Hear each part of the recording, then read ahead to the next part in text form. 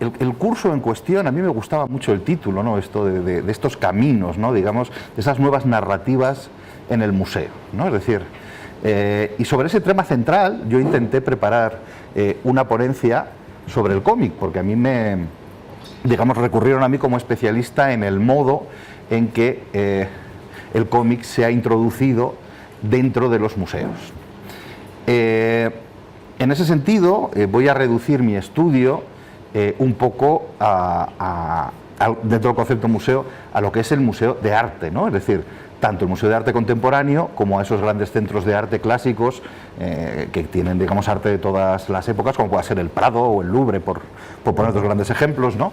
O el propio Museo Thyssen, y dejar de lado, digamos, el papel que ha podido tener el cómic en otro tipo de museos, pues por ejemplo los museos de ciencias. Hay museos de ciencias que han hecho cosas con el cómic, pero bueno, esa parte, digamos, la he apartado, ¿no? Para estar más centrado en este tema concreto, ¿no? Entonces, intentando ser práctico, lo lógico es que probablemente sea la primera vez que la mayoría de vosotros oigáis hablar de este tema. Porque es un tema que, digamos, a lo largo de la historia ha tenido un desarrollo, como veremos, muy concreto, ha venido de un lado muy marginal en un principio, y digamos tiene un auténtico boom, y creo que es una tendencia museográfica y un camino nuevo de los grandes centros de arte y museos en los últimos 10 años, es decir, estamos hablando de algo muy nuevo. De hecho, os voy a hablar de cosas que han pasado hace muy poco y de algunas cosas que todavía no han pasado y que van a pasar, ¿no? Y por último, voy a intentar sacar algún tipo de conclusión medianamente válida, ¿no? Para responder a esa pregunta, ¿no? Que centra un poco el curso, ¿no? Que es esas nuevas narrativas en los museos y qué papel puede jugar el cómic en ese contexto concreto, ¿no? Entonces, quería empezar, para que entendáis de dónde viene todo esto, un poco, ¿no? De la historia de la exposición de los cómics en los museos. A ver, la exposición de los cómics en los museos, hay que hacer una salvedad muy concreta, que existe con una tradición ya decimonónica desde el 19, lo que se llamaban los salones de los humoristas, ¿no? Es decir, esos dibujantes gráficos, caricaturistas de los periódicos, desde Daumier hasta los grandes dibujantes franceses, esos sí que tenían unos salones y que sí tenían un acceso como caricaturistas, ¿no? a los grandes espacios expositivos del 19. Pero el cómic en sí, lo que los franceses llaman la bande dessinée, ese cómic moderno que nacerá a final del siglo XIX, 1896, como fecha clave, ¿no? de inicio, ¿no? Ese otro tipo de cómic, es decir, ese cómic maduro, ese gran arte del siglo XX, ¿no? No va a llegar a un espacio museístico hasta una fecha muy tardía. Concretamente, la primera exposición que se hace en el Louvre, no en el Gran Louvre, sino en el Museo de Artes Decorativas, que está en el Louvre, en el año 67. Estamos hablando de que, si ustedes lo piensan un poco, ¿no? Yo siempre hago estas reducciones, pero creo que son muy gráficas y funcionan, ¿no? En el siglo XXV, si cogiéramos un libro de secundaria, suponiendo que los libros de secundaria todavía existan, ¿no? Y cojamos estas cosas que son de secundaria, que dan pavor, pero que son así, ¿no? De estas cosas de el arte del siglo XX, ¿no? Zaca, 3 párrafos, que es lo que te da para contar arte del siglo XX.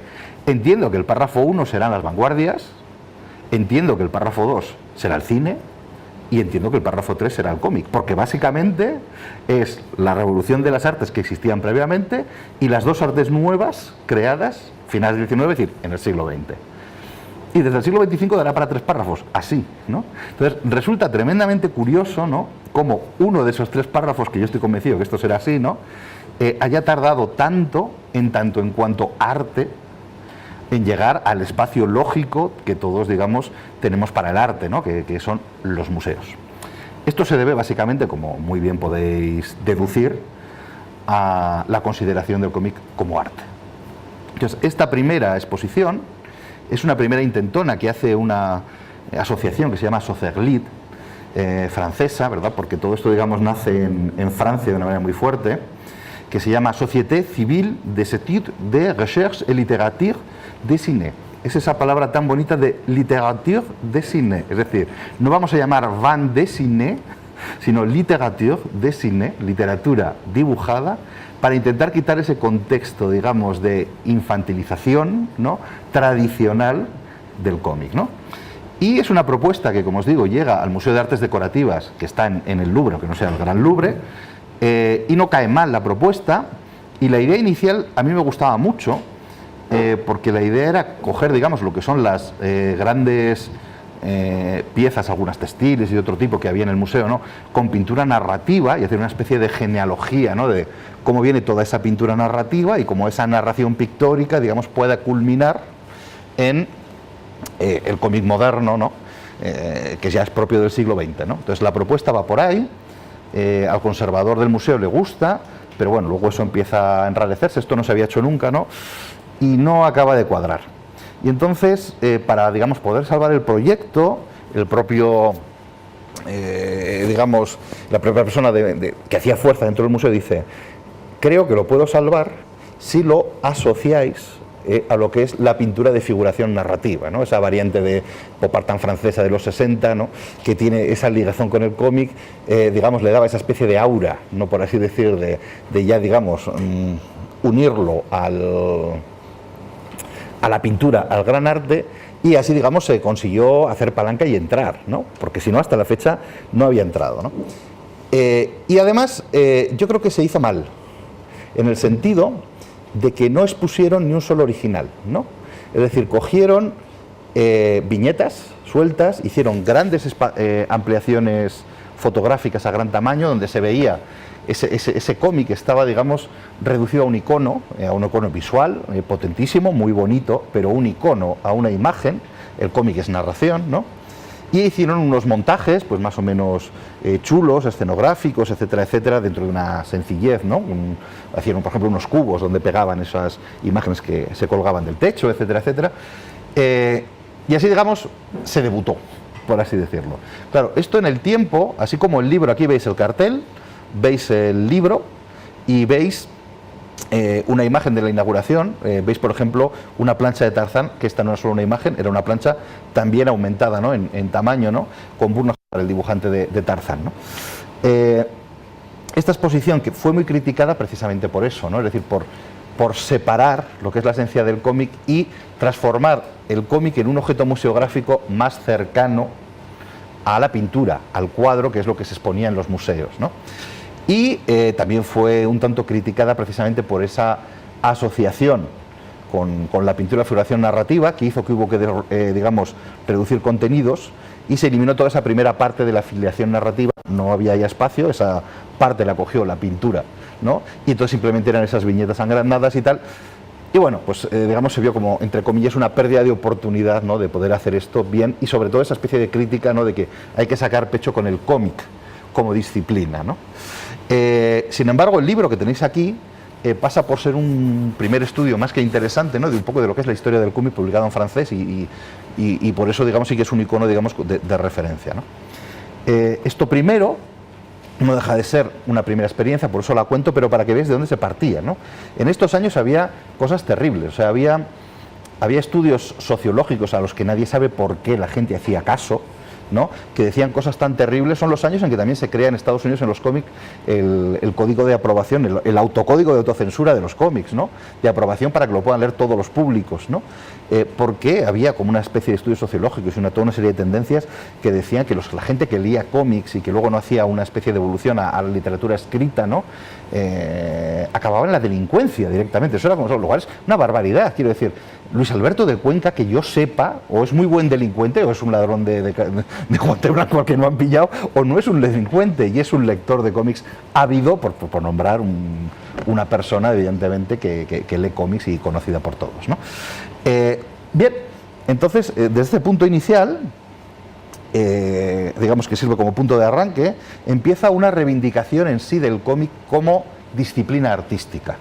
En los 70, de hecho en el año 74, se crea el término, a imitación del famoso texto de cine de Canudo de las 7 artes, ¿no?, se crea el término para el cómic de noveno arte, es decir, para reivindicar esa artisticidad del medio, ¿no? Y en paralelo, poco después, ¿no?, digamos, lo que va a hacer que todo esto avance mucho en Francia es cuando Jack Lang llega ministro de Cultura en el año 81 en Francia y dice: señores, la bande dessinée, el cómic, la bande dessinée es la quinta esencia digamos, del mejor cómic del mundo, que es el francés, y va a ser realmente un objeto cultural por excelencia. Y se crea el germen, ya nacía el Festival de Angoulême, que es el festival de cómic más importante del mundo, y se crea el germen, digamos, de lo que va a llegar a ser en el futuro la ciudad de la bande dessinée de Angoulême, que es el gran espacio, que es mucho más que un museo, como veremos, donde hay un centro de documentación, una gran colección de cómics, de restauración, exposiciones, tiendas, en fin, todo un complejo, ¿no?, en Angoulême. Y bueno, eso va avanzando, digamos, para crear ese museo del cómic o ese gran complejo por un lado, ¿no? El complejo se va a inaugurar, como veremos, en el año 90, ¿verdad? Una primera parte, pero ya, digamos, terminado de manera completa en el 2009. Es decir, estamos hablando de una cosa muy, muy reciente, ¿no? Hay otros museos que poco a poco, a partir de esta experiencia pionera, sobre todo en Francia, ¿no?, pues van haciendo exposiciones de cómic, ¿no? Aquí hay una disyuntiva de la que hablaremos y que creo que hay que diferenciar muy bien en algo que Álvaro Pons, que también es comisario de cómics, él ha hecho unas exposiciones estupendas de cómic en el IBAM de Valencia, por ejemplo.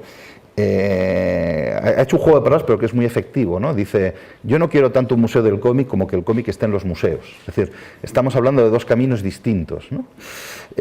Porque entiendo que si el cómic es un arte, ha de tener su hueco como arte dentro de los museos de arte. No necesita un contenedor específico, ¿no?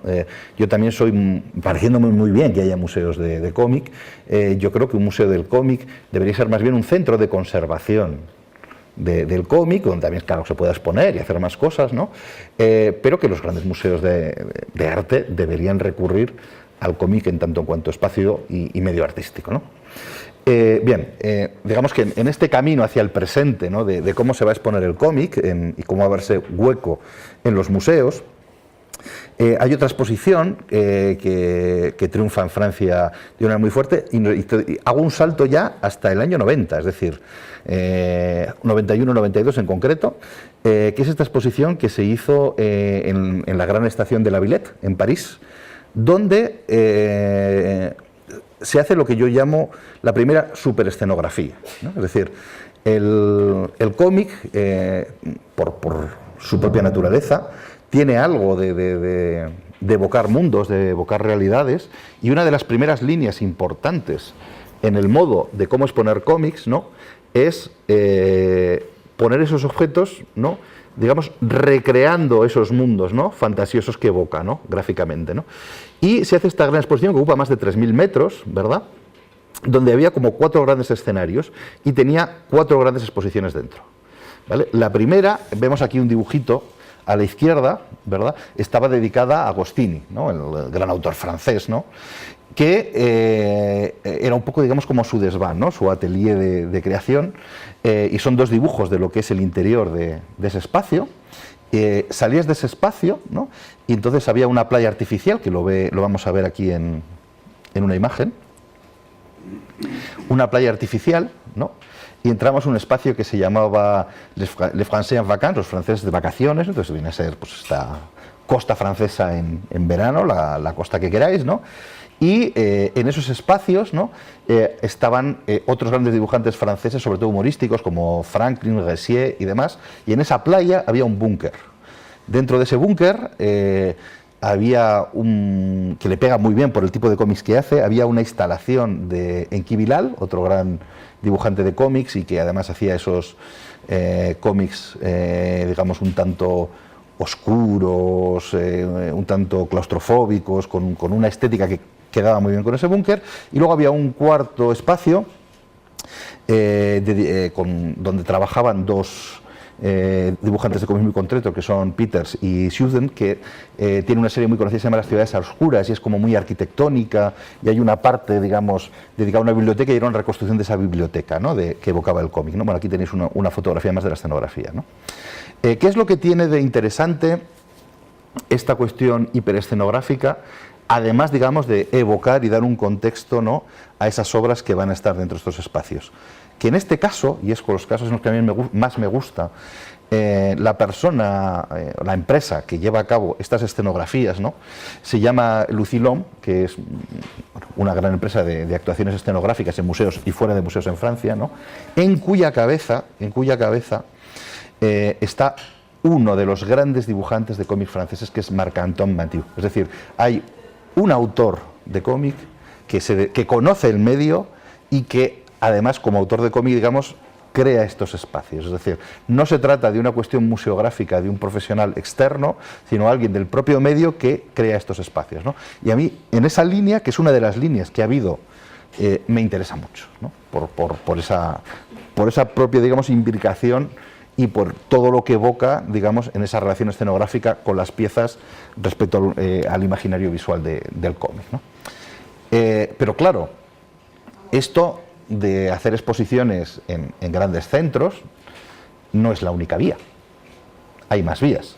Y el siguiente paso, o el siguiente salto, que os voy a comentar, para que veáis que me voy a ir enseguida al presente, porque es que quiero hablar de lo que está pasando ahora, que me parece lo realmente interesante, ¿no?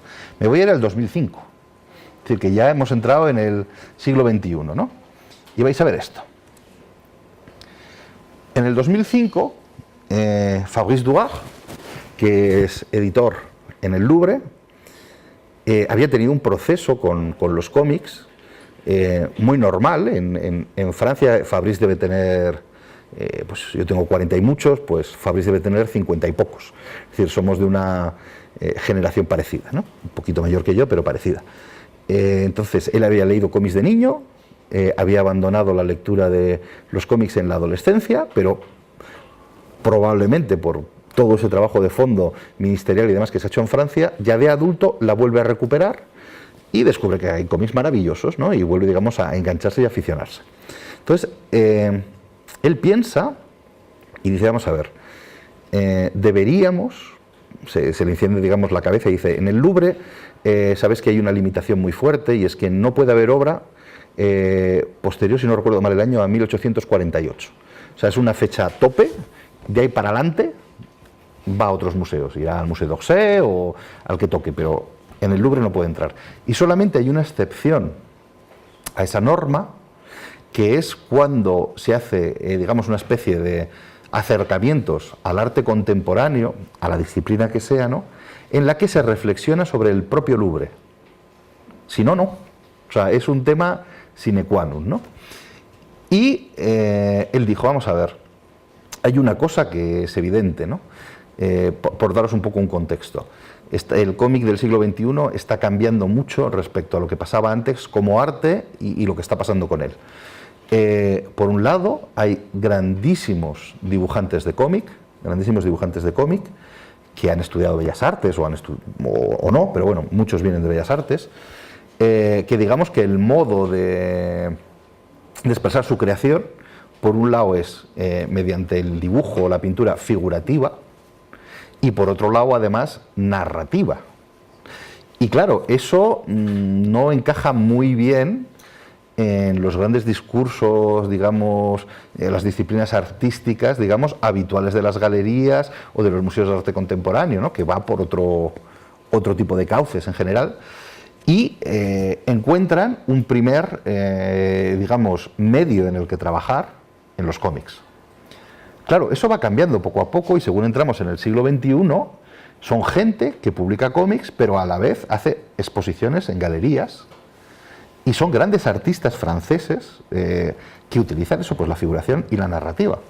Claro, y eso encaja muy bien con la esencia de la colección del Louvre. Está clarísimo que el Louvre básicamente es arte figurativo, teniendo una fecha de, digamos, de cierre de 1948, con lo cual encajaba muy bien.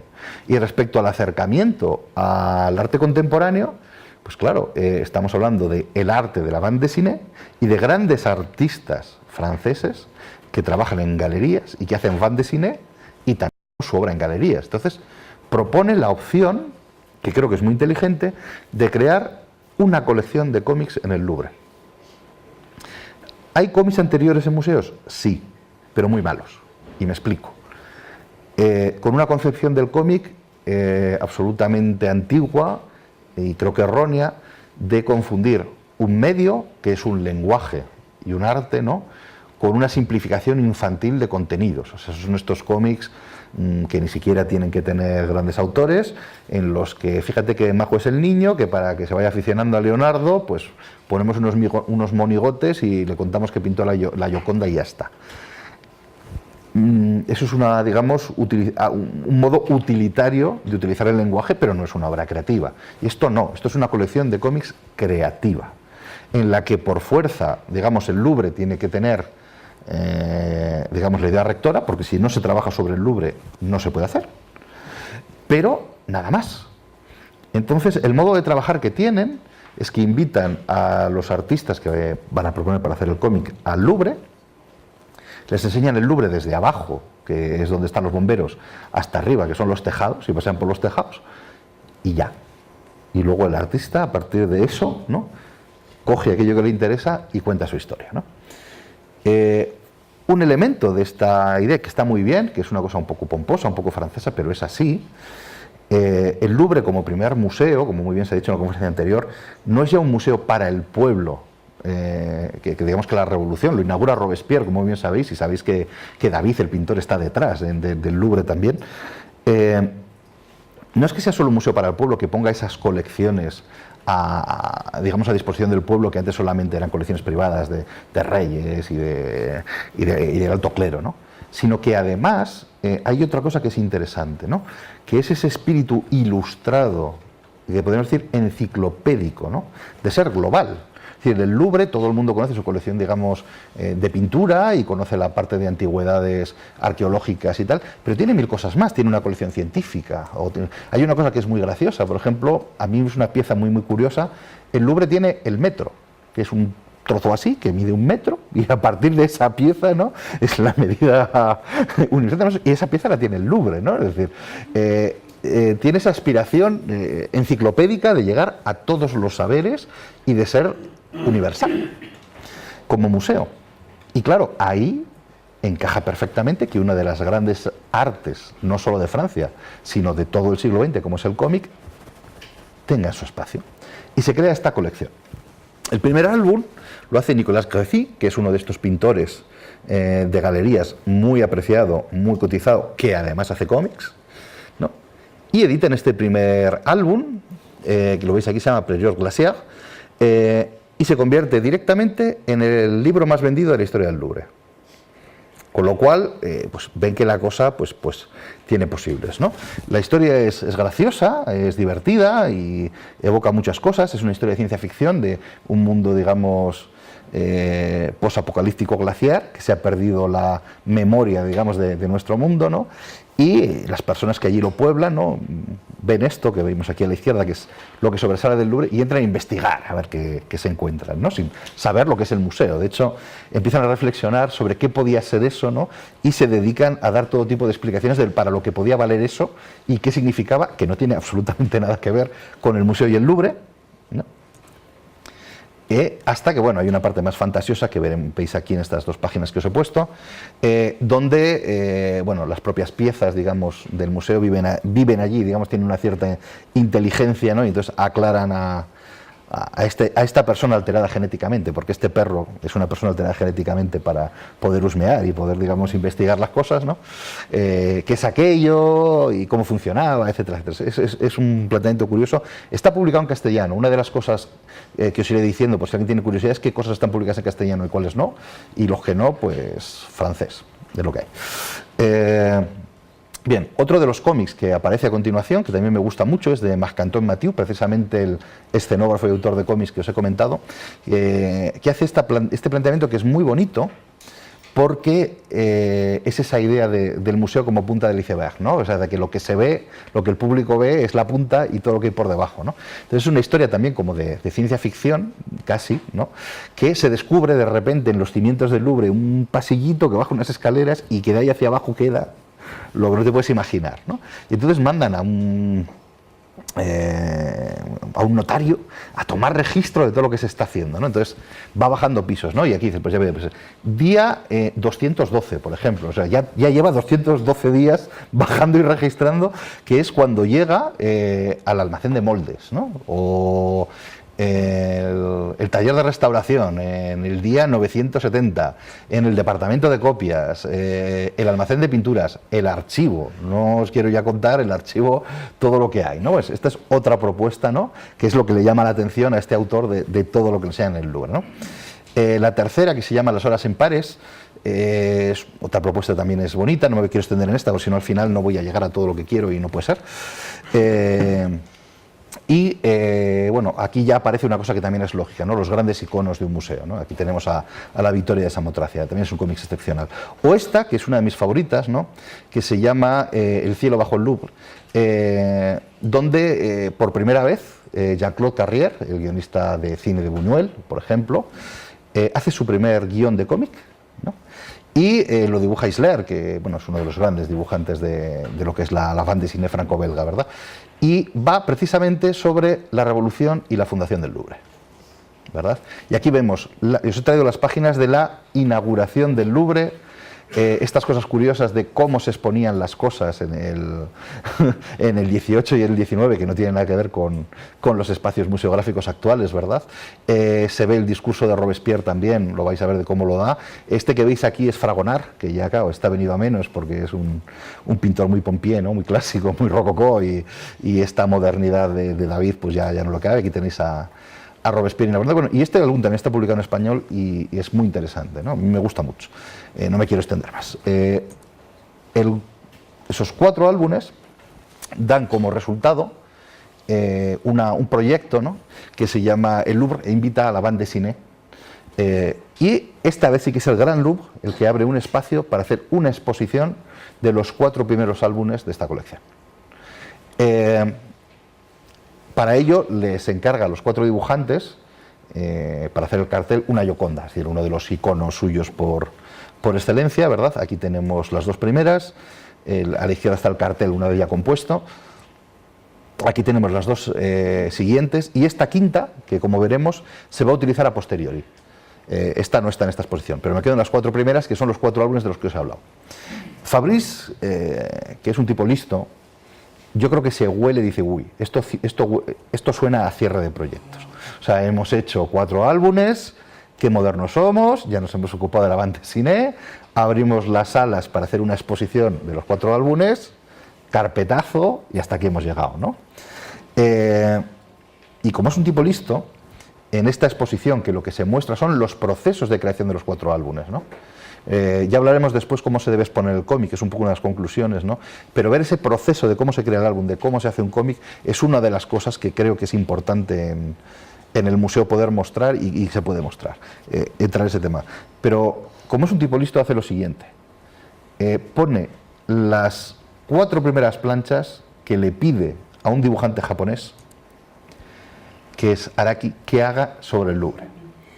Con lo cual ya mete ahí como una continuación de la colección, y se abre a Asia y se abre al manga, que es, además de la bande dessinée francesa, otro de los grandes escuelas de cómics, mercados de cómic. Y claro, como hemos hablado que la ilustración es para todo el mundo y tiene ese afán completista, ¿cómo no vamos a seguir investigando y ahondando en este tema, ¿no? A través del manga? Y cuela, es decir, efectivamente la colección funciona, sigue en esa línea y va muy bien, ¿no? Aquí tenéis, bueno, un par de imágenes y tal. Por supuesto, sigue habiendo, digamos, bande dessinée franco-belga, ¿no? Este libro, por ejemplo, el de la derecha, el de la travesía del Louvre, también está publicado en castellano. Es un libro muy curioso porque David Prudhomme, lo que le llama la atención del Louvre es la gente que pasa por el Louvre.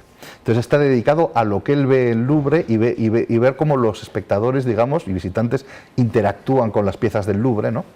Tenéis que pensar que las cifras, se lo pregunté a Fabrice hace poco, que estuve con él en Vigo, que vino, dimos una conferencia juntos, y le pregunté a ver cómo iban las cifras del Louvre, a ver si se habían recuperado un poco desde el atentado de París, que claro, hubo un bajón en todo París. Dice, sí, las hemos recuperado. Dice, ahora mismo estamos por encima de los 10 millones de visitantes al año. Es decir, eso lo sacáis por día, y los que seáis de pueblo, es como si va el pueblo entero y el de al lado, ¿sabes? Cada día al Louvre, y así todos los días, ¿no? Entonces, claro, evidentemente da juego, ¿no? Lo que se puede ver en el Louvre, ya no las obras, sino con los propios visitantes. En el 2012, otro de los grandes artistas que hacen pintura en galerías y en mercados, además de cómics, que es Enki Bilal, tiene una idea. Para que os dé una idea, cuando digo que hay grandes artistas en Francia que hacen no solo cómics, sino galerías, es que Enki Bilal es el segundo artista francés vivo más cotizado del mundo. Por ejemplo, dentro del mundo del cómic, se subastó la portada de uno de sus álbumes, lo hizo Sotheby's hace un par de años, una cosa así, la portada de uno de sus álbumes de cómics míticos, que es La Mujer Trampa, y se vendió por 350.000 euros. Es decir, estamos hablando efectivamente de una persona con cotizaciones elevadas, ¿no? Entonces, Enki Bilal tiene una idea, y es que a él tampoco le gusta el museo decimonónico, ¿no? Dice, el museo decimonónico está muerto, efectivamente, no me gusta, ¿no? Es algo como del pasado, ¿no? Entonces él va al Louvre y hace 300 y pico fotografías, de las cuales acabará seleccionando 32, y en este lugar de muertos, en este cementerio, pinta 32 fantasmas encima de la fotografía, que aquí vamos a ver algunos, ¿no? Aquí está la portada del álbum, aquí tenéis 2 fantasmas, y aquí tenéis unos cuantos más. Aquí tenéis estas y aquí tenéis estas otras, ¿no? Sobre estas ilustraciones hace un libro de la colección, que a la izquierda está la ilustración y a la derecha inventa una especie de ficha policial, como si esto fuese una investigación de CSI, algo parecido, ¿no? Sobre ese espíritu, cómo murió, por qué fue asesinado, la relación con la obra, qué obra era esa, etcétera, etcétera, porque siempre, digamos, estos espíritus están atrapados, ¿no? Porque en su muerte, siempre es un asesinato, ¿no? Había por medio algo que tenía que ver el pintor o la obra en cuestión, o en fin, y hay desde legionarios romanos hasta, en fin, lo que queráis, ¿no? Y entonces al final es una propuesta de autor, es una propuesta artística, pero a la vez es una propuesta tremendamente didáctica y de museo, de cómo acercarse a la colección de un museo. Pensad un poco que antes aquí había un debate, que aquí lo podemos volver a sacar y veremos ir avanzando las cosas que quiero ir soltando, ¿no? Sobre si la historia la hacen los artistas o los historiadores del arte. La hacen los dos. Lo que sucede es que lo que yo pueda decir como historiador del arte no es lo mismo que dice un artista. Y dentro de los artistas no dice lo mismo, por ejemplo, por hablar de artistas que llevan tiempo opinando sobre museos, un literato, un escritor. Todos habíamos estudiado la historia del arte francés, en la que, bueno, pues hay literatos que han escrito sobre arte y está como muy asentado, a lo que te puede decir un dibujante de cómics. Cuando además un dibujante de cómics, estamos hablando de alguien que trabaja con un universo gráfico y con puntos en común con las artes clásicas de la pintura, pues como son el dibujo, el color, etcétera, etcétera, pero tiene su propia visión. Cuando yo hablé, por ejemplo, de los cuadros del Thyssen y de los artistas, hablé de uno de los, digamos, del enfant terrible del cómic actual, que es Joan Sfar, francés. Y Joan Sfar, como todos los seres humanos del mundo, de vez en cuando se va de vacaciones, y una vez que se fue de vacaciones, fue a Madrid. Y se pasó 3 o 4 días en el Thyssen, en el Prado y en el Reina Sofía, haciendo apuntes de los cuadros que más le gustaban. Y luego esos apuntes aparecen o manejados en una viñeta de su trabajo o en lo que sea, y es muy curioso ver cómo los dibujantes de cómics, y hablaremos de eso después, ¿no? No necesariamente les gustan los cuadros que los historiadores del arte consideramos más canónicos. Hay obras, entre comillas, para entendernos todos, menores respecto a otros cuadros que son más del gusto de los dibujantes de cómics. Y cuando diferentes dibujantes de cómics eligen a los autores que más les gustan, hay nombres que se repiten, que no necesariamente son los que dicen los historiadores del arte, que también se repiten. Cuando a algún historiador del arte le dices, a ver, los grandes artistas del siglo XX, pues, Duchamp, está siempre, está siempre. Y no necesariamente está en los dibujantes de cómics, ¿no? Por poner un ejemplo. Bien, vamos a continuar y así, bueno, ya irán saliendo conclusiones poco a poco. Siguen saliendo cosas de banda de cine francesa combinadas. En este caso, por ejemplo, el de El arte de cabalgar, hay una guionista oriental y un dibujante francés.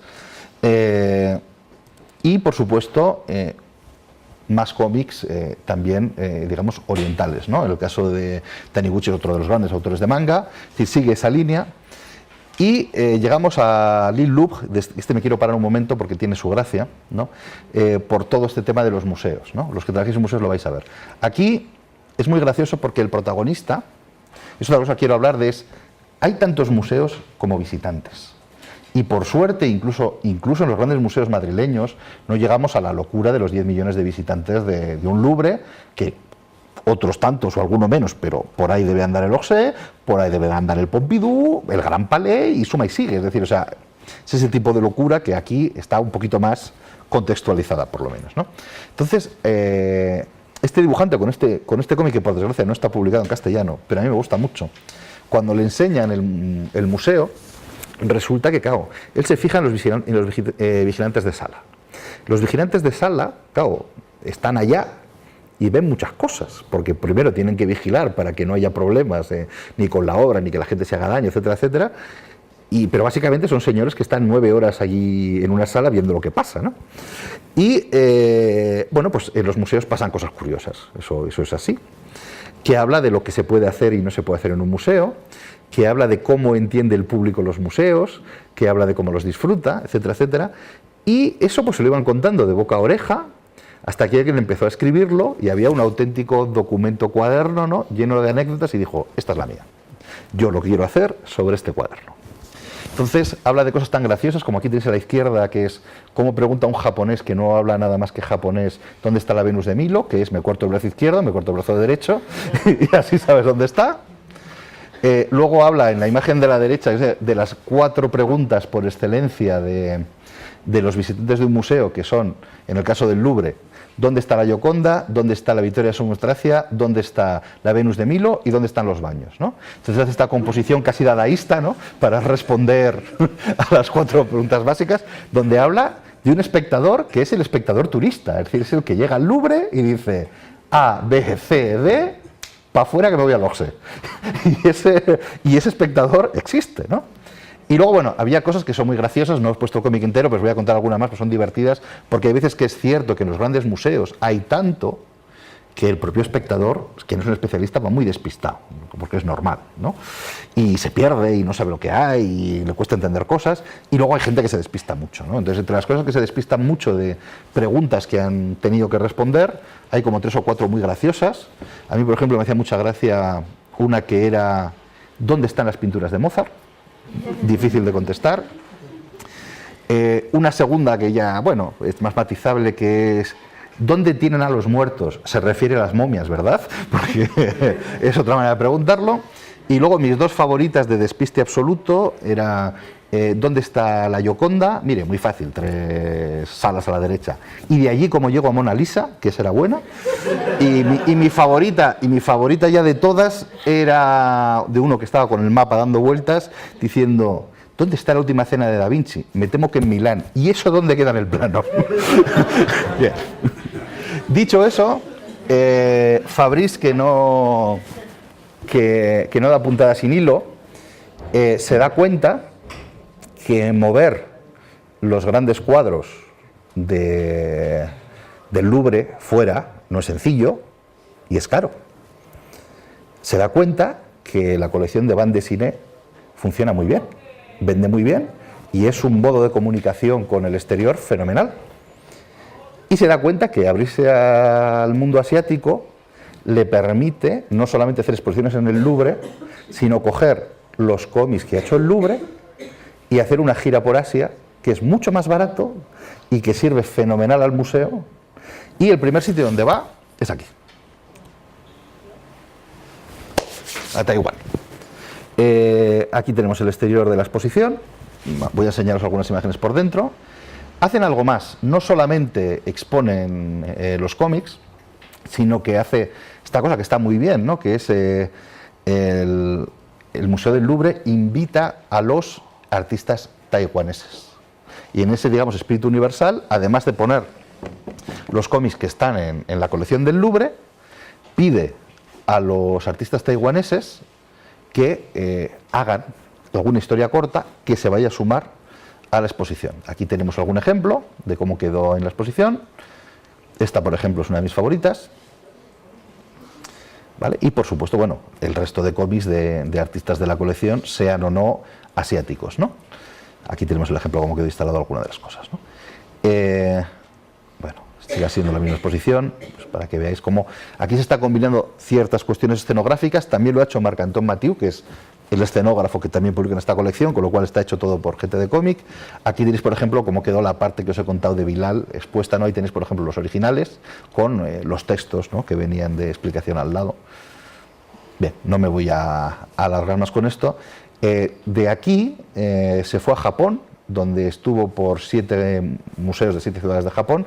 Se siguieron sumando artistas japoneses invitados, ¿no? Y apareció un número especial de artistas asiáticos con todos estos añadidos, además de otros que ya estaban haciendo los cómics más, digamos, largos para algunos individuales que aparecerán después, ¿no? Y bueno, pues está muy bien, ¿no?, darle no solamente este movimiento de exposición fuera, sino invitar a los artistas de cada sitio que va y que acabe recogido en un volumen publicado, ¿no? La siguiente novedad de esta colección es una colección para niños. Es decir, el Louvre no solamente lo hace para adultos, sino que dentro de la seriedad de que es un cómic de un gran autor, etcétera, etcétera, pero pensado para el mercado infantil. Y el primer número es este, que es estupendo, que es un caballo que decide que no quiere ser obra de arte y que él se va del museo, que esto no es lo suyo, ¿no? Aquí tenéis las primeras páginas, donde veis cómo le sale esa especie de cuervo pintado. El resto de gente del museo le intenta convencer de que se quede y porque es tan importante la pintura y el arte. Dice, pero es que yo quiero salir fuera del museo, no quiero estar aquí encerrado, etcétera, etcétera, ¿no? Bueno, aquí tenemos uno de los autores japoneses que va a ser álbum individual, no de los otros no, que se llama Los gatos del Louvre, porque a este autor lo que más le llamó la atención es cuando enseñaron los tejados los gatos que andaban por allí.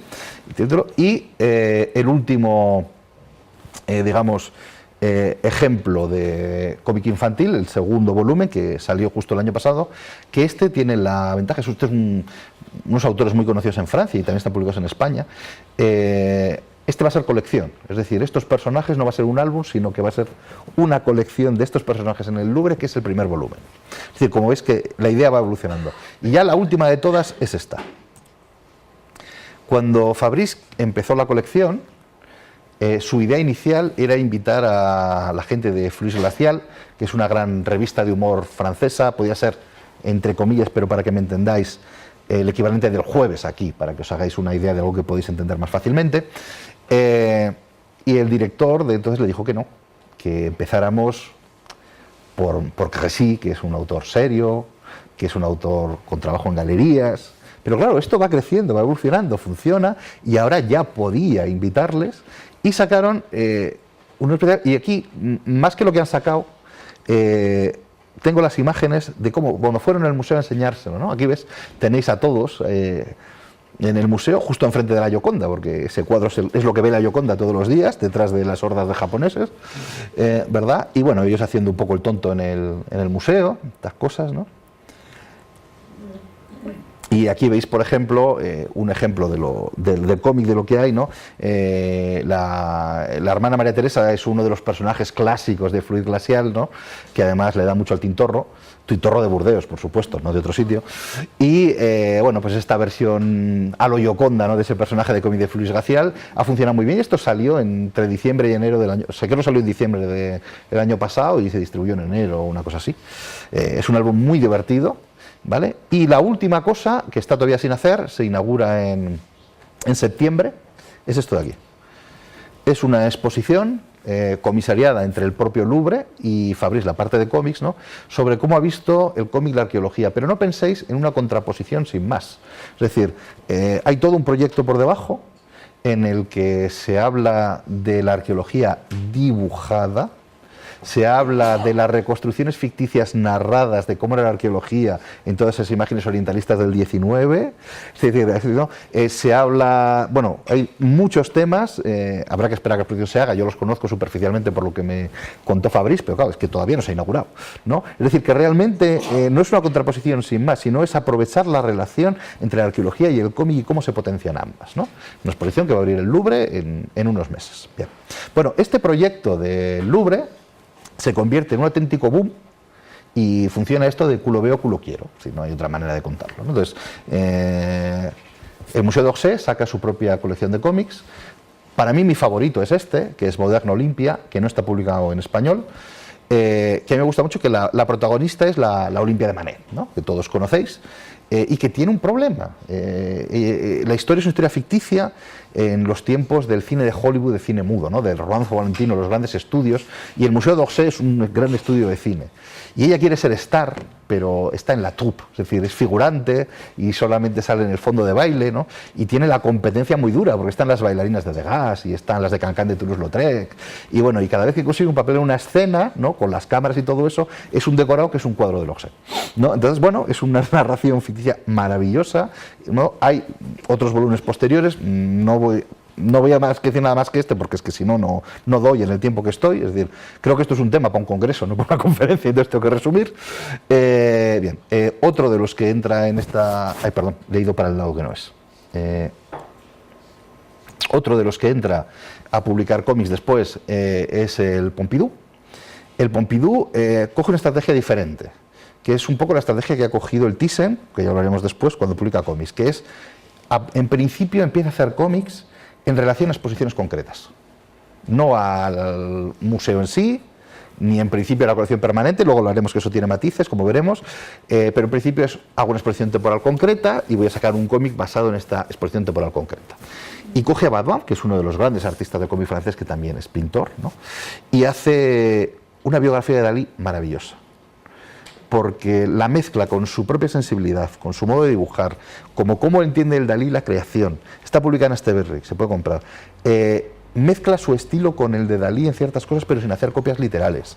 Te das cuenta que de repente el modo que dibujaba Baudouin con determinados dibujos de Dalí en la residencia, que no es el Dalí conocido del final, se parecen un montón y no era una influencia consciente, pero se parecen, etcétera, etcétera. Bueno, aquí tengo un par de páginas y bueno, es un cómic hecho para ese proyecto concreto, ¿no? Aquí tenéis simplemente unas cuantas. Bien. Hay más museos en Francia, más museos fuera de Francia.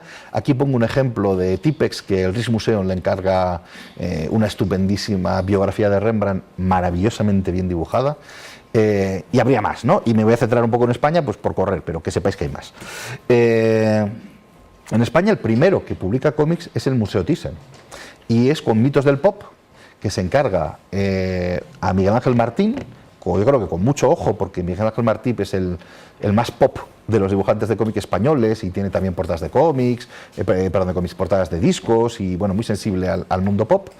Y hace además un planteamiento que a mí me gusta mucho, porque le dan, digamos, el material con cierto tiempo de lo que va a ser la museografía de la exposición, ¿no? Y entonces los protagonistas del cómic que se llama Mitos de Pop son una grafitera y un chico, que es su amigo, que van juntos al Thyssen a ver la exposición y hablan de lo que les parece la exposición, ¿no? Por supuesto, lo que le parece la exposición son las reflexiones de Miguel Ángel Martín sobre el pop, que has hablado mil veces con su editor, ¿no? Trasladados a estos dos personajes, ¿no? Entonces, como veis, aquí pues está recorriendo el Thyssen, se ven los cuadros, etcétera, etcétera, ¿no? Aquí es cuando digo que hay reflexiones que son propias de historiador del arte y reflexiones que son propias de autor. Incluso os diría, que en este cómic se lo comenté yo a Miguel Ángel, tengo mucho cariño, dices una cosa que yo la he pensado, pero que como historiador del arte no puedo decir, pero que como autor de cómic tú sí te puedes permitir, ¿no? Había una parte de esta exposición que estaba dedicada a los bodegones.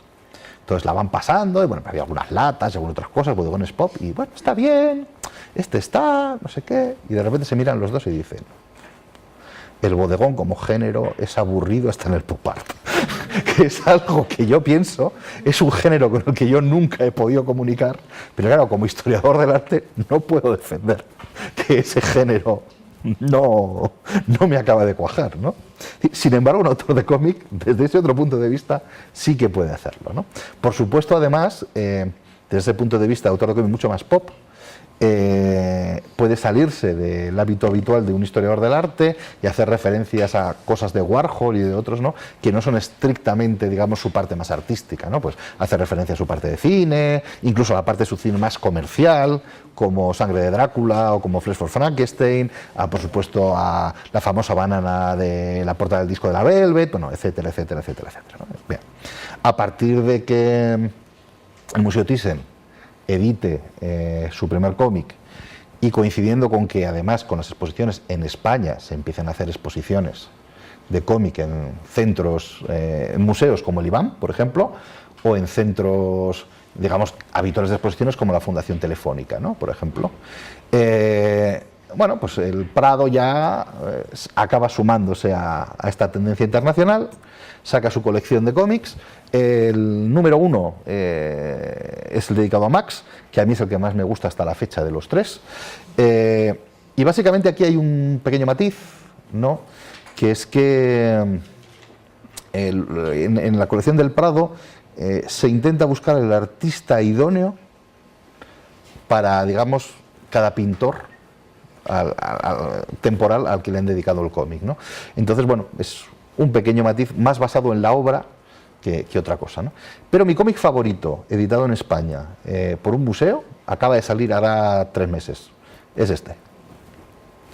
Gótico, de Jorge Carrión y Sagar Fosnier, que lo ha publicado el Museo Nacional de Arte de Cataluña. ¿Por qué digo que es mi cómic favorito? Es mi cómic favorito porque da un paso más que me gusta mucho. Es un libro de ensayo. Es decir, no estamos hablando de un libro de ficción, sino un libro de ensayo. Es decir, el MENAC les coge a ellos y dice, vamos a ver, yo tengo una colección de arte gótico que de alguna manera le quiero sacar más jugo y que la gente la conozca más, porque tengo otros periodos, digamos, más conocidos del museo, que son los que todo el mundo viene a ver, y yo quiero poner en valor esto. Es decir, hacer lo que queráis con mi colección de arte gótico. Y deciden que en vez de hacer una ficción, van a hacer un ensayo sobre el gótico, desde el punto de vista de gente que hace cómics. Entonces, claro, están las relaciones entre la pintura narrativa gótica y el cómic. Están las relaciones de cómo ellos como artistas, cómo ven un museo, cómo debería ser un museo, cómo debe comunicar un museo, y todo muy bien hilado y todo gráficamente dibujado. Os he puesto esto, que son como 4 o 5 páginas del cómic, que me tomo el trabajo de hacer el collage, que es maravilloso, que es una auténtica genealogía de la monstruosidad. Arrancamos en la parte izquierda con un cuadro que sí que está en el Museo de Pintura Medieval con demonios. Según avanzamos tendríamos todos los monstruos de la historia del arte, pues está la Goya, está el Bosco y tal, y seguimos avanzando hacia la derecha, tenemos el planeta de los simios, Darth Vader, Galactus de los cómics, en fin, Drácula, Fu Manchu, Frankenstein, el monstruo de la Laguna Negra, en fin, llegaríamos a una auténtica genealogía dentro del imaginario colectivo, ¿no?, de la monstruosidad, desde el medievo hasta la actualidad. Este cómic os lo recomiendo de verdad. Bien, avanzamos un poco más en otra cosa. Cuando os hablaba de exposiciones hiperescenográficas, ¿verdad? Aquí tenemos otra de Mathieu, por ejemplo, que es otra de los que han sido importantes, ¿no? Está esta, por ejemplo, ¿no?, sobre Moebius, ¿no?, el gran Moebius, y bueno, a mí me gusta esta idea, ¿no?, de evocar el universo del autor, ¿no?, con estas escenografías por parte del autor de cómic, o, cuando es posible, como vemos después, que lo haga el propio autor. Es decir, cuando a Moebius le dan un espacio y él lo interviene, como veremos. Bueno, aquí tenemos a lo que es la ciudad de la Bande Dessinée, una vez está terminada, sino en el 2009, este es el complejo entero. Y claro, y dentro de este complejo se hacen exposiciones de cómic, ¿no? Bueno, aquí tenemos unas cuantas, desde gente absolutamente consagrada, como puede ser Art Spiegelman, ¿no?, que es casi el referente, ¿no?, casi cultural por excelencia, ¿no?, el cómic, a estas reflexiones que son importantes, de estas relaciones del cómic con otras artes, ¿no? El Rafael de Rosa es uno de los grandes pintores franceses de lo que se llama esa nueva figuración francesa que surge en los 80, cuya iconografía evidentemente está absolutamente relacionada con el mundo del cómic, ¿no? Aquí es otra de las reflexiones que yo quiero decir. Desde el origen hay un problema con la historia del arte. La historia del arte yo siempre la he visto como un mapa de carreteras, en el que cuando uno no tiene ni idea, está bien, porque dice, oye, esta es la autopista, parece que por aquí hay una salida, esta secundaria, pero veo que si sigo al final llegaré a esta otra autopista, fin, tal y cual. Pero claro, un mapa, salvo en el cuento de Borges, aquel famoso que llegamos al mapa de escala 1:1, siempre es una reducción y te pierdes muchas cosas. Es decir, no deja de ser una orientación, ¿no? Es decir, nunca es... Claro, de una orientación, de un mapa, salvo que seas un integrista, no se puede hacer discurso. Los discursos tienen que ser por fuerza incompletos, pero acumulativos, ¿no? Y entonces, lo que a mí me parece importante es que hemos hecho una cosa muy mal, y es que todos los artistas desde siempre tienen influencias de todo. Y nosotros explicamos muy mal las cosas, ¿no? Es decir, la pintura explica la pintura, la escultura explica la escultura, la arquitectura explica la arquitectura, y no es verdad. Los artistas, cualquiera, tiene influencia de todo, incluyendo del cómic. Es decir, como veremos al final, el Reina Sofía le hace una exposición a Herriman hace poco, ¿no? Y Herriman, por ejemplo, era adorado por Picasso y era adorado por grandes artistas posteriores a Picasso, gráficos de los grandes artistas de los museos. Y hay una historia, por ejemplo, que es curiosa, que la gente no sabe o no es muy conocida. Picasso tiene una parte de influencia en la creación del cubismo del cómic. Esto lo cuenta ni más ni menos que Gertrude Stein en las Memorias de Alice, es decir, no es que me lo estoy inventando yo. Cuando Picasso está pintando el retrato de Gertrude, claro, él admira y respeta mucho a Gertrude, es un poco casi el icono en torno al que gira toda la vanguardia, y es una responsabilidad hacer un retrato de Gertrude con enteros de vanguardia. Y no le sale. Sabéis que tiene el cuadro empantanado mucho tiempo, sin saber cómo resolverlo. Y Gertrude, cada vez que iba a Estados Unidos, con Alice, volvía, ¿no? Y le traía a Picasso periódicos neoyorquinos, o bueno, americanos, no necesariamente neoyorquinos, ¿no? Donde había las tiras de prensa, ¿no? Y cuenta que cuando estaba trabajando en su retrato y que no sabía cómo resolverlo, le lleva con Alice los cómics, y entonces ve cómo determinados artistas de cómic de las tiras de prensa solucionan los ojos con esas síntesis gráficas de un punto, de formas, se queda así, las echa y al día siguiente el retrato estaba terminado, ¿no?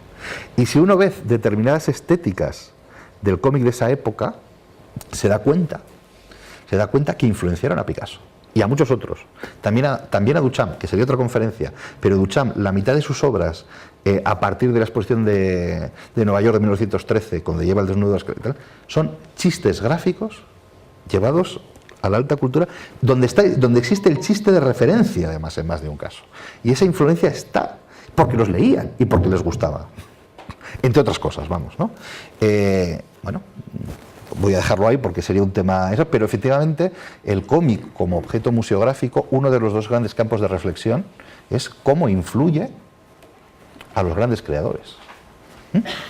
Y es otra de las líneas a investigar por los museos. Bueno, seguiríamos con las exposiciones de la banda dessinée. Bien. Aquí hay otra exposición de referencia muy conocida, que se llama Brown, Tesoros de la banda dessinée y arte contemporáneo, donde reflexiona de esa relación en el arte contemporáneo. Es decir, si os dais cuenta, ahora mismo hay en el imaginario colectivo de nuestro tiempo, hay un montón de iconos procedentes del mundo del cómic que hablan de nosotros, ¿no? Entonces, esta era una exposición que tenía 200 y pico originales de cómic, seleccionados por artistas plásticos franceses y no franceses muy importantes, que son cómics que les gustaban, que les influenciaban y crearon obras o que tenían en relación a esos cómics o que fueron inspiradas por esos cómics o que puede haber un diálogo, ¿no? He supuesto solamente un ejemplo, que es esta de Barbier, que a mí me gusta mucho, ¿no? Que es estos pobres superhéroes del asilo, que están los pobres ahí que no dan más de sí, ¿no?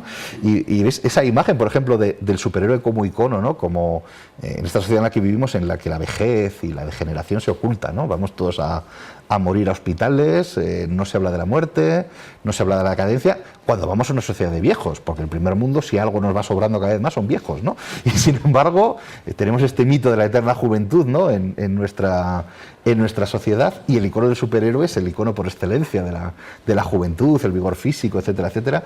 Entonces, bueno, una reflexión, y ese es uno de esos campos interesantes, ¿no? O hay otros casos que funciona casi al revés.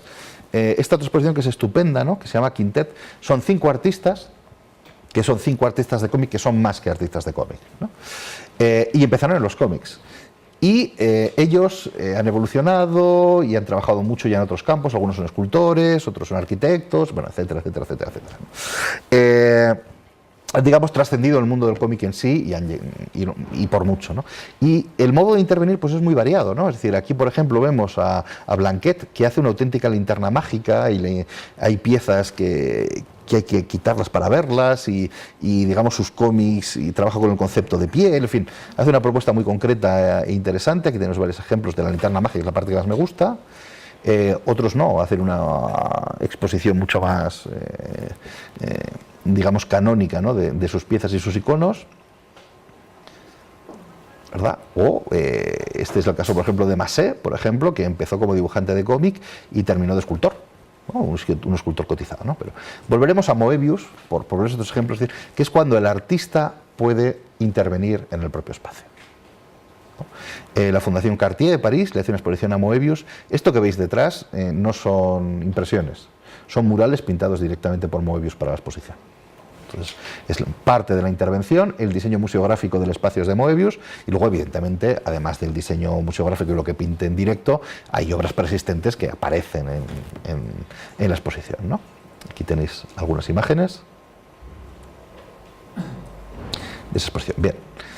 Cuando hablaba de esta relación entre cómic, vanguardia y digamos pintura, otros medios, ¿no? Hay una exposición que a mí me interesa mucho, ¿no? Que es esta, que se llama Pintores del cómic, otro tipo de vanguardia, ¿no? Se hizo en Frankfurt y me parece que este es uno de los kits de la cuestión más fundamentales, ¿no? Está hablando de que entre el final del 19 y el principio del 20, cuando están en las vanguardias, hay un medio nuevo, como es el cómic, que se está creando, que está creando sus propias reglas, sus propias narrativas, que es muy popular, además, y hay ese espacio de creación, hasta que, digamos, todas las leyes se van a volver canónicas, para la experimentación. Y aquí es una selección de 5 dibujantes concretos, cuya influencia en artistas posteriores es muy notoria, y que influye y que es otra forma de vanguardia en cómic, pero otra forma de vanguardia, ¿no? Entonces, en el caso, por ejemplo, de Winsor McCay, aquí tenéis a Nemo, un par de planchas, ¿no? Es decir, claro, esto es el surrealismo y estamos hablando de cosas hechas entre 1896 y 1904, o sea, tiene ese punto. Por supuesto, con Herriman estos paisajes de fondo son casi de Morandi, son casi de surrealismo, ¿no? Otros elementos que hay más cuestiones gráficas, ¿no? Por ejemplo, Franquin, cómo juega con el grafismo, ¿no? Tienes el caso, por ejemplo, de Finninger, que tenéis obras en el Thyssen como el pintor, pero que fue un gran dibujante de cómics, ¿no? Y a mí, por ejemplo, esta figura de abajo robótica me parece casi Dada, ¿no? O bueno, hay cuestiones narrativas de imagen que a mí me gustan mucho en Forwell, por ejemplo. Aquí tenéis el ejemplo con casi los puntos de vista, ¿no? O esto que, bueno, pues es de un expresionismo brutal antes del expresionismo, ¿no? Bien. Otra vía, que también me parece interesante de los cómics en los museos, es sobre una colección permanente, ¿no? Invitar a un artista de cómic para que sobre el propio espacio permanente reflexiones sobre lo que es el cómic, perdón, sobre lo que es ese museo de arte y un museo de arte. En el caso de esto, el Palacio de Bellas Artes de Lille tiene una iniciativa que se llama Open Museum, que cada año está dedicado a un tema concreto o a alguien concreto, ¿no? Y, bueno, cogió uno de los grandes dibujantes franceses como es Zepp, y le llevó allí y dijo, haz lo que quieras, pero tienes que reflexionar sobre lo que es un museo para el público, como se llama, o lo que debería ser.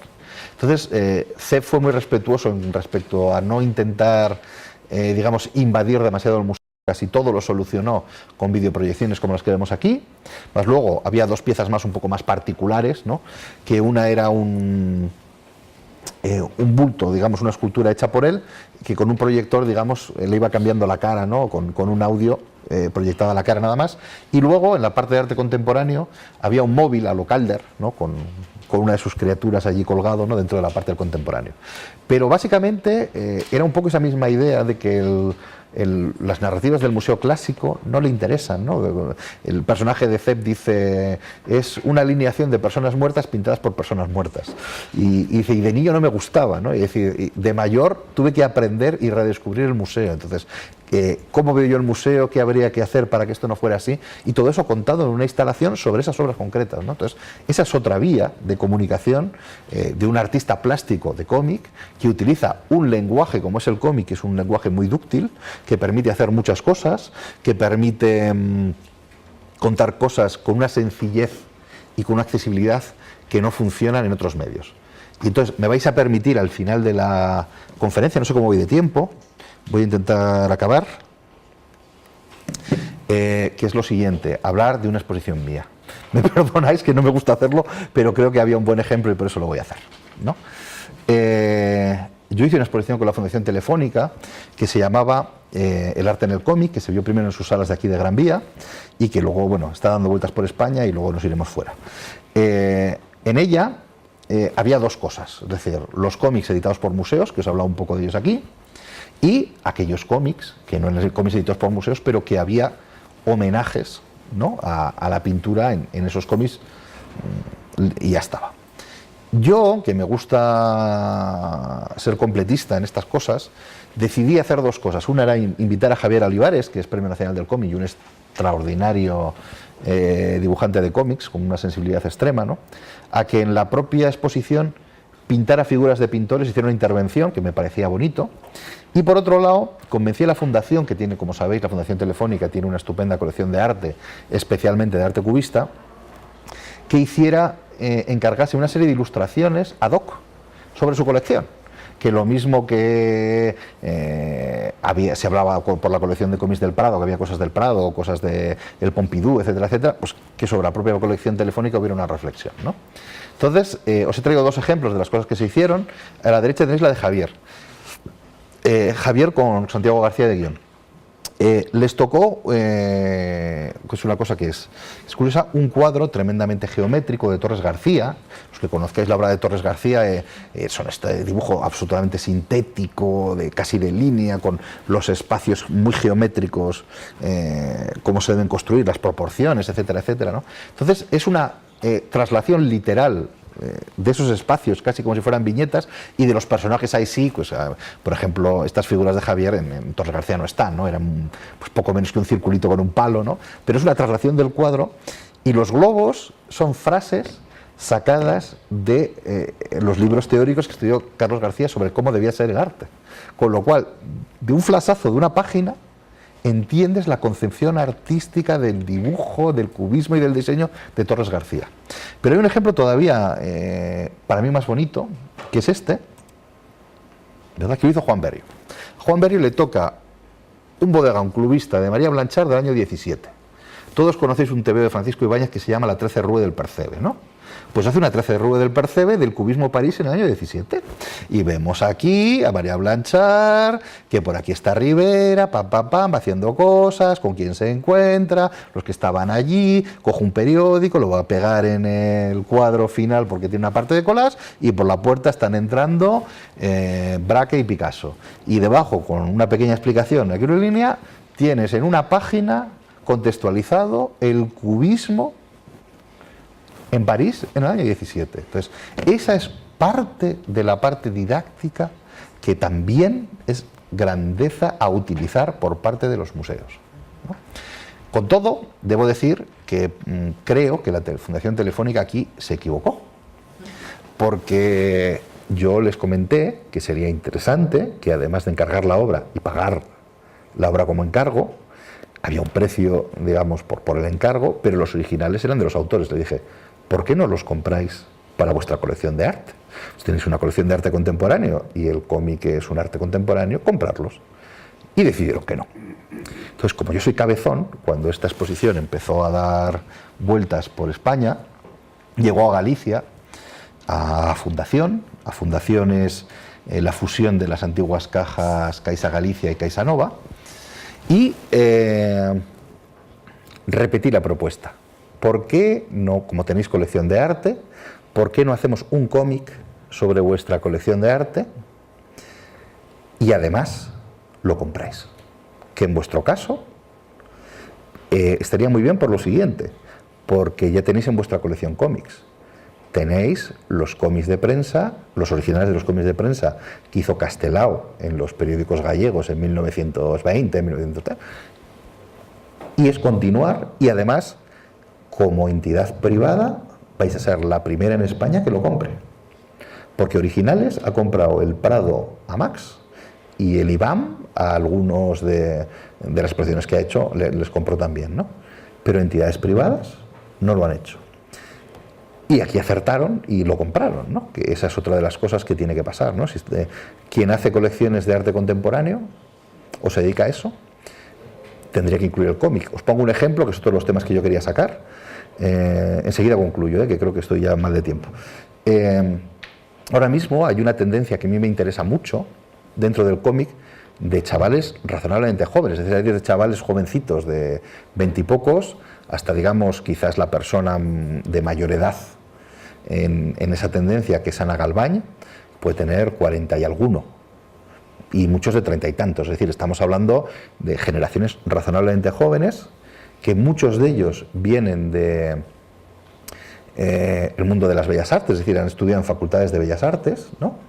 Y que en vez de hacer, digamos, cómics canónicos respecto a la narrativa del cómic tradicional, pues han decidido que, bueno, su formación de historia del arte la quieren expresar a través del lenguaje del cómic y no por otro lado, y sacan unos cómics absolutamente vanguardistas que yo lo digo siempre y lo comparo como, esto es como la Nouvelle Vague francesa con Au début de Soufflé, ¿no? Es decir, cogemos todo lo que es la narrativa clásica y como Godard la destrozamos y la reinventamos, un auténtico el lenguaje otra vez, ¿no? Y están en esa línea y es de una vanguardia absoluta, y estamos hablando de artistas españoles, por ejemplo, que van a publicar en Estados Unidos en Fantagraphics y que están teniendo unas trayectorias internacionales muy importantes, de absoluta vanguardia y reflexión, y que es lo que más importante, es decir, lo que a cualquier fundación privada o Museo Nacional de Arte Contemporáneo le cuesta una obra, se compra la colección entera, de todos, ¿sabes? Y es un tema a reflexionar, en que los grandes museos de arte contemporáneo deberían entrar. Pero bueno,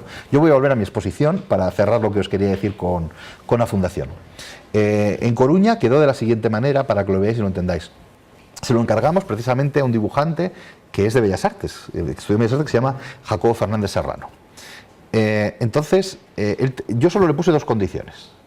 Que una era de la fundación, y es que como había que reflexionar de algún modo sobre sus obras, que al menos aparecieran 5 de la colección.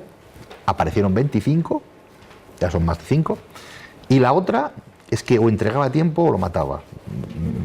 Salvo esas dos condiciones, tuvo plena libertad para hacer lo que quiso.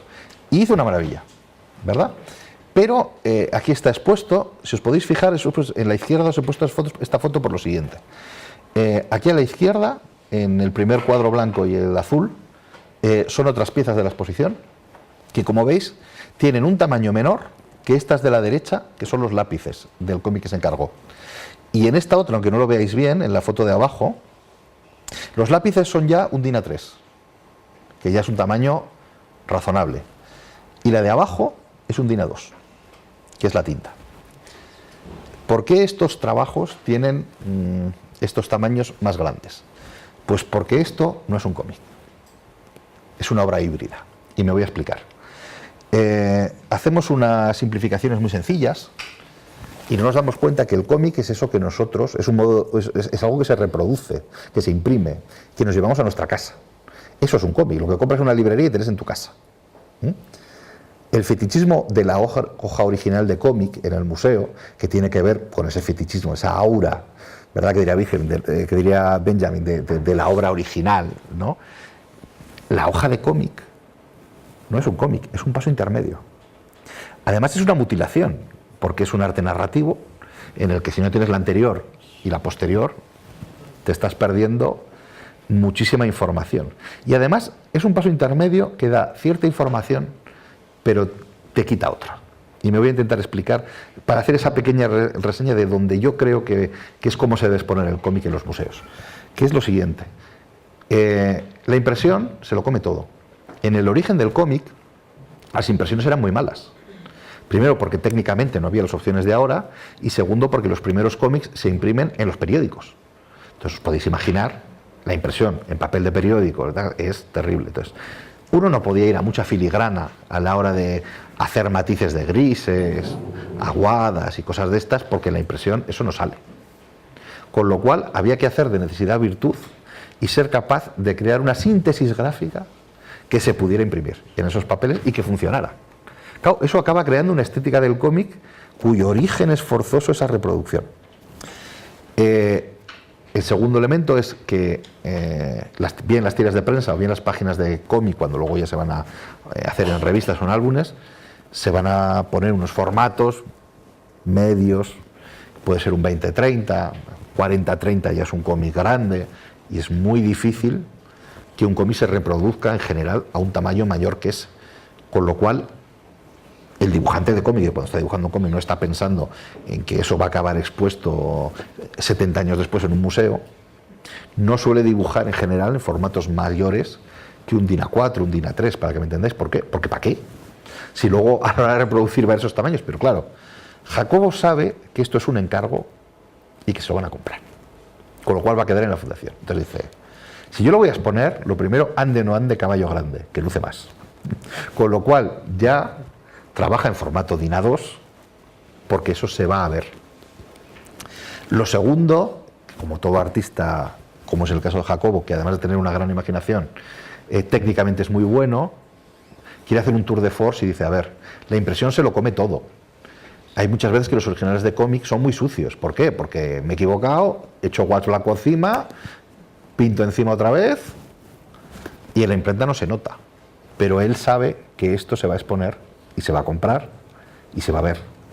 Con lo cual, la tinta es perfecta. No hay una duda en un trazo. ¿Cómo se hace eso? Haciendo un lápiz, absolutamente todas las decisiones tomadas, y luego con mesa de luz, entintar, etcétera, etcétera, ya con esa maestría que da la técnica, ¿no? Y digamos hacer un tour de force, que además de la parte creativa está esa parte técnica. Pero porque es una obra híbrida, porque no es un cómic para ser impreso, es un cómic para ser visto. Y el tercer elemento en esta línea de por qué es para ser visto es que hay una, no, aquí no lo vais a ver, pero en el cómic hay un degradado de azules que no se puede reproducir. O sea, empieza a ir a menos azules, y es de una riqueza de matices irreproducible, que normalmente un dibujante de cómics tampoco se toma el trabajo de hacer eso, porque no sale, pero aquí sí, porque es para ser visto, ¿no? Yo lo puse además, aquí veis aquí un gran banner. Estos son los bocetos primeros que he sido para hacer con los cuadros, y esto es como lo tenía él en su estudio, ¿no? Entonces me pareció bien la idea de trasladar los bocetos allí. Luego puse los lápices, aquí tenéis algunos de los bocetos. Está basado, el personaje principal es una escultura de Leiro, aquí tenéis algunos de los bocetos. Aquí veis los lápices donde están tomadas todas las decisiones ya de lo que va a ser el cómic, ¿verdad? Y aquí tenéis el cómic final, que está mal, porque es un escaneado. En original es una auténtica pasada, ¿no? Ese degradado de azules, pero os podéis hacer una idea, ¿no? Bueno, ya no entro en cuestiones de lo que cuenta, lo que reflexiona, cómo reflexiona sobre la obra, relaciones entre el cómic y la pintura, pero está en esta obra, ¿no? Y entonces, para cerrar, ya quería hacer la última referencia precisamente a una exposición que quizás habéis visto todos, que es la de Herriman en el Reina Sofía, ¿no? Esta exposición tiene cosas maravillosas y cosas terribles, y es la última reflexión que quiero decir. Es una exposición con 2 comisarios y hay una selección de obra innegable. Se ha conseguido Herriman de colecciones privadas, públicas y tal, por todos los lados, y es una maravilla. Pero creo que hay un error de concepto importante en la exposición en respecto a la didáctica de la exposición y al propio discurso de la exposición, incluso por el propio objeto, ¿no? En primer lugar, cuando yo vi la exposición, había un texto en la entrada, ¿no?, donde explicaba esto, ¿no? Pues los grandes artistas que han sido influenciados por Herriman, y luego entrabas dentro, artista me refiero de la historia de la pintura, ¿no? Y luego entrabas dentro y no había ni una sola explicación o reflexión de esa relación. Y digo, entonces, ¿para qué me ponen el vinilo de fuera? Que no lo pongan, ¿no? Más teniendo en cuenta que en su propia colección de arte hay algún caso, que yo hice una búsqueda rápida, en obras que se podrían haber puesto para comparar sin ningún problema, ¿no? En segundo lugar, que ya es donde empiezan los fallos más graves, es lo que os decía. Aquí conviven tipos de piezas muy distintos, ¿no? Tenemos aquí, por ejemplo, a la izquierda, una página original en tinta. En el medio, una acuarela para regalar, que esto no hay que reproducirlo, lo de en medio, y por lo tanto es una técnica distinta, porque el resultado va a ser distinto, ¿no? Y me puedo permitir hacer cosas que no tiene sentido que las haga en lo que se va a imprimir, ¿no? Y a la derecha, una página impresa de periódico, que precisamente por ser antigua tiene el tratamiento de obra de arte en sí, pero en ningún momento en esta exposición hay una organización o algo que te explique lo que os he explicado yo, que es algo que hay que imprimir, que la limitación de las impresiones condiciona el resultado, y que hay que explicar de algún modo cómo se producen las cosas hay que explicar qué es lo que se está narrando y cómo se está narrando, y todo eso no está. Yo junté en Coruña, cuando hice la exposición del arte en el cómic, a Ana Cela, que es la responsable de la colección de cómics del Thyssen, con el responsable de la colección de cómics del Prado y con Fabrice, con el responsable de la colección de cómics del Louvre, ¿no? Y hablamos sobre esto. Entonces salió un tema que es cierto, que era que como el cómic no es un cuadro, hay que ver cómo exponerlo, porque no es fácil, porque como objeto museográfico está entrando ahora, y no es fácil, y hay que solucionar los problemas, porque tiene que tener un tratamiento distinto a lo que es un cuadro. En segundo lugar, yo me defendía y decía, sí, claro, y porque cómo van a leerlo entero y tal, ¿no? Entonces, yo soy muy partidario, por ejemplo, lo vais a ver en esta fotografía, el Reina Sofía puso al final unas mesitas con los libros de Crazy Cats editados y libros teóricos, más las proyecciones que había de dibujos animados de Crazy Cat, porque como icono, bueno, pues fue más allá del mundo original en que salía, ¿no? Y no era un sitio cómodo, porque si tú pones las proyecciones al lado de la mesa para leer, necesitas oscuridad, con lo cual ya no se leen fácil.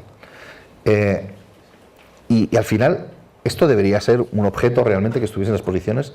Yo no creo que al final, yo creo que al principio.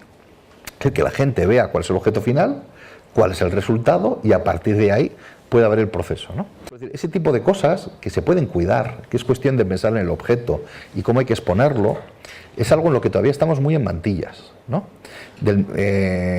Yo, por ejemplo, soy poco partidario de romper las narrativas de varias páginas, ¿no? Es decir, si una secuencia tiene una historia, para contar una mínima secuencia son 3 páginas, romperla no tiene mucho sentido, ¿no? Salvo que, como es el caso, por ejemplo, de mi exposición del arte en el cómic, lo que yo estoy planteando es una tesis distinta, que es cómo los dibujantes de cómics se han acercado a los grandes iconos de la pintura. Ahí estoy haciendo una exposición de iconografía y, por lo tanto, sí puedo romperlas, ¿no? Entonces, creo que todo esto es una especie de toques de atención para darnos cuenta de 2 cosas. Una, que yo creo que esto es imparable. Es decir, el cómic ha entrado en los museos, va a seguir entrando como obra y como lenguaje. No creo que haya nadie por debajo de 40 años que para el que el cómic no sea un lenguaje natural. Segundo, no hay nadie, ni de 40, ni de 50, ni de 60, que no tenga en su cabeza, dentro del imaginario colectivo de nuestra cultura, de nuestro tiempo, una infinidad de iconos de cómic en su cabeza, ¿no? Incluso filiaciones de iconos muy importantes con cosas de historia del arte, ¿no? El caso de la colección del Louvre, por ejemplo, que os contaba antes, ahora en el futuro se va a abrir, no puedo decir los autores todavía, porque tengo que guardar el secreto, pero después del cómic europeo y del cómic manga, el siguiente gran objetivo es el cómic norteamericano, que es la tercera gran industria de cómic del mundo, y dentro del cómic norteamericano, pues evidentemente el mercado por excelencia americano son los superhéroes, ¿no? Es el gran cómic americano, o una de las grandes aportaciones del cómic americano, ¿no? Y yo le di a Fabrice una idea que creo que es a trabajar, ¿no? Que le dije, tú te das cuenta que Superman no deja de ser otra cosa que Hércules. Vosotros tenéis en el Louvre un montón de cuadros de pintura mitológica, ¿no? En que el superhéroe no es más que una versión moderna de algo muy clásico. Y le decía, mira, hay una cosa que a mí me hace mucha gracia, y es que hay en el Arqueológico Nacional de España, hay un mosaico de los 12 trabajos de Hércules, y están contados en viñetas narrativas, es decir, en lo cual, de hecho, esto es ya con eso voy a cerrar, yo he venido a este curso corriendo, porque yo el lunes entro en montaje de una exposición, que inauguro el día 31, es decir, que estoy mal de fechas, en el que hago una reflexión precisamente sobre el icono de superhéroe en el siglo XXI, que no tiene nada que ver ya con el superhéroe clásico que viene de Superman de los años 30 y que mitificarían luego en la pintura Warhol y Chistitano, es que en el siglo XXI sigue evolucionando y es un icono muy distinto, y luego a través de dos artistas de cómic españoles pero de talla internacional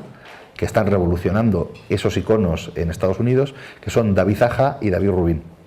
Y una de las obras que llevo de David Rubin es El héroe, que es una versión en superhéroe de los 12 trabajos de Hércules, ¿no?, modernizada.